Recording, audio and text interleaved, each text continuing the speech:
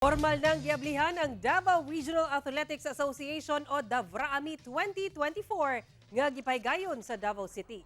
Vice President ug DepEd Secretary Sara Duterte dunay pahinumdum sa mga atleta. Atong sayron sa report ni John D. Esteban.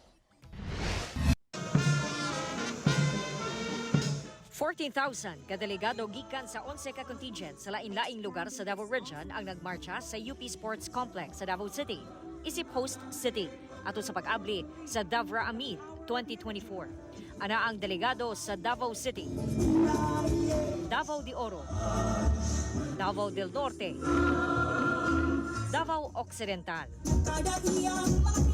Davao Oriental, Davao del Sur, Tagum City, Panabo City, Matis City, Digos City, ug Island Garden City of Samar.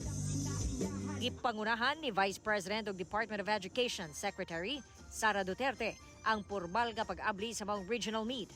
Sa iyang speech, iyang gi-welcome ang mga delegado ug nagpahimangno kalabot sa kainit sa panahon labi na ngadto sa mga dula nga mabulad sa adlaw ang mga atleta. Mag-remind lang ko sa ato ang mga coaches, sa ato ang mga officials, nga kung init kayo ang panahon, taas na kayo ang adlaw, pwede ninyong iundang ang dula. Pwede mong mupili nga magdula lang sa buntag sayo o sa hapon na padulong sa gabi. Ayaw ninyo pugsa o padula ang mga athletes kung kabalo mo, nga bisan ka mo, maglisod mo og dula tungod sa kainit. Ang 17 anyos nga archery athlete sa Davao City Durian nga si Otada Lorica lakip sa iyahang gibansay ang pagagwanta sa sobrang kainit sa panahon. Gainom usab siya og tubig matag karon ug unya aron dili ma-dehydrate. Kami murag medyo anad naman jud mi ma'am kay sa training nagabulad na jud mi karon tubig jud ang mga ginaano jud. Mausab kini ang gipangandaman sa iyahang teammates. My dad let me train in the morning because it's usually hot at that time. So like heat training. I'm just gonna drink a lot of water and when I retrieve, I'm gonna use an umbrella. We have to practice daily and then also lots of rest as well as the proper vitamins, ma'am.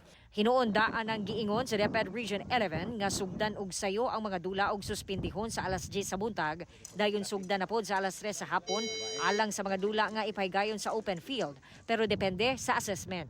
Kini alang sa kaayuhan ug kaluwasan sa mga atleta.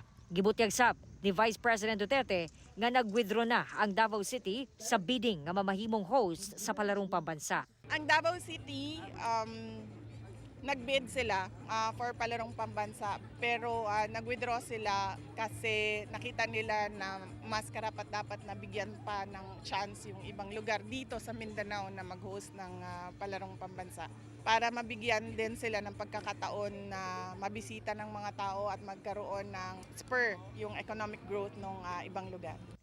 Samtang labing unang nakakuha og gold medal ang pambato sa Davao City Durians, nga mao ang 16 anyos nga si Mary Jane Pagayon sa 3,000 meter dash. Kauban si Jojo Solarte sa kamera, ako si John D. Esteban para sa One Mindanao.